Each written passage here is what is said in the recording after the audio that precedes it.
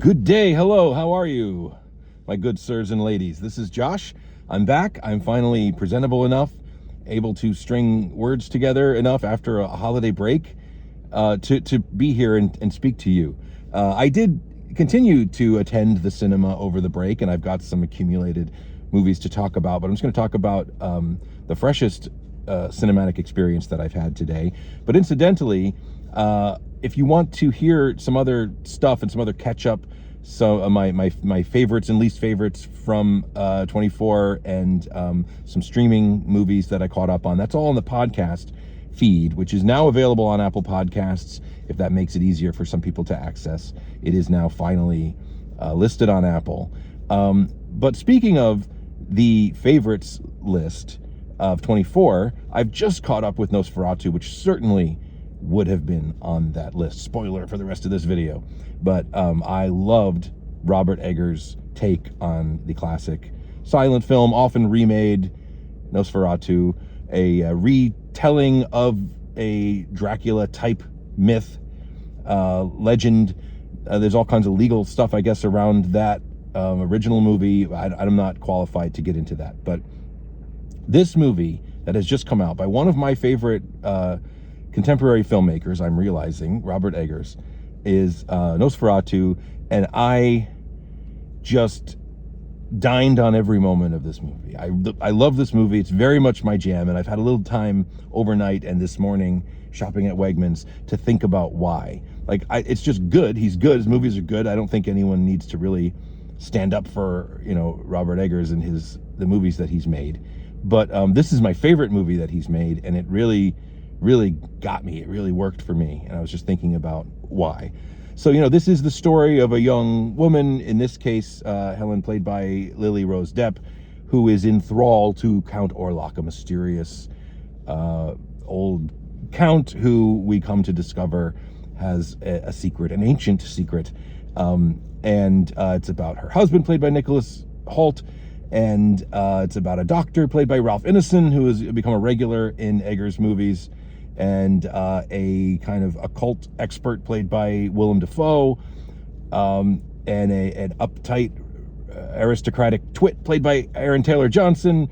And it's about all of the kind of gothic romantic drama between these people as Count Orlok, played by Bill Skarsgård, casts his shadow quite literally over the locations and proceedings of this movie in this world. And so it's so good. Some people are saying that it's goofy, that the makeup effects are goofy, the voice choices or the over-the-top operatic nature of everything is good. And I guess it's goofy.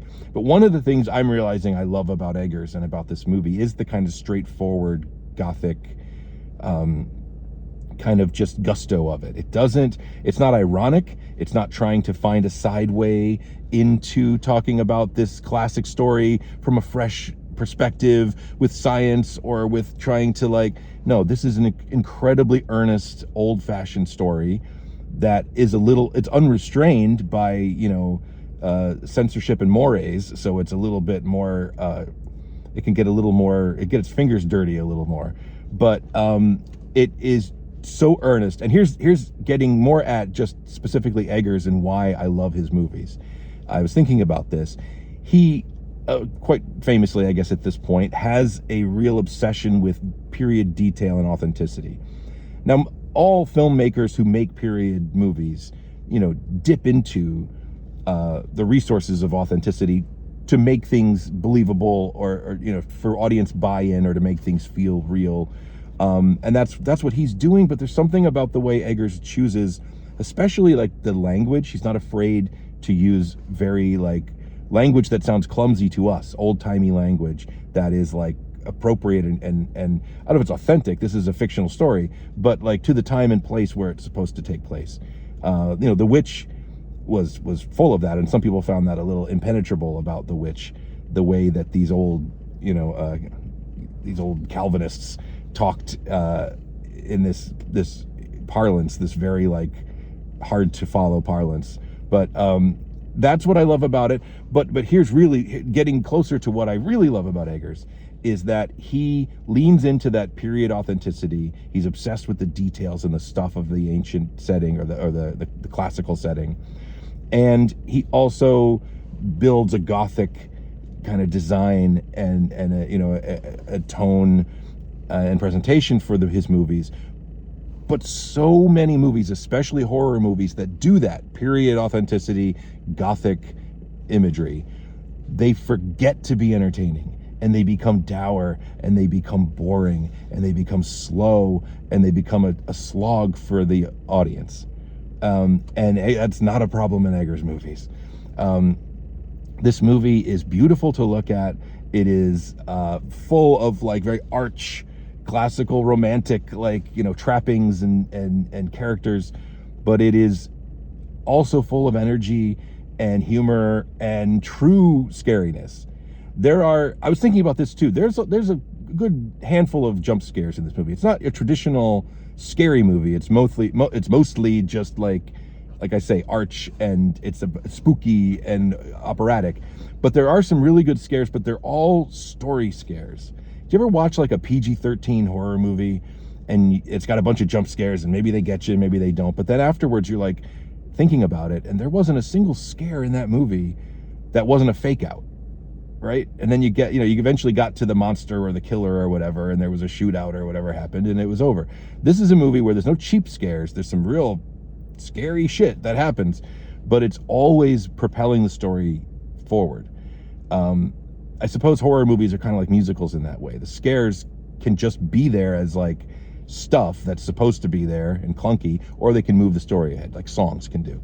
Anyway, one last thought about Nosferatu and Eggers in general. I realized that another thing I think that I'm responding to about his movies, but this one in particular, is that his style, and especially again in this movie and the way that it's designed, owes so much to classic Disney. I mean like 30s and 40s Disney, classic animated Disney, Pinocchio, Snow White, Fantasia, in that everything is boiled down, everything is like refined and simplified to it, like a very bold graphic presentation. And yes, that's also the DNA of silent cinema, which influenced Disney as well.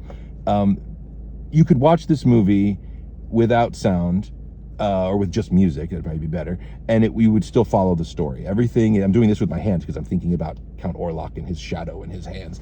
But it's very, I realized that Disney connection last night after I watched the movie. I was like, oh, it feels like a classic Disney animated movie. The way everything is like boiled down to a pure expressive cinematic image. Everything is kind of designed the way an animated movie is designed. A classic good animated movie is designed.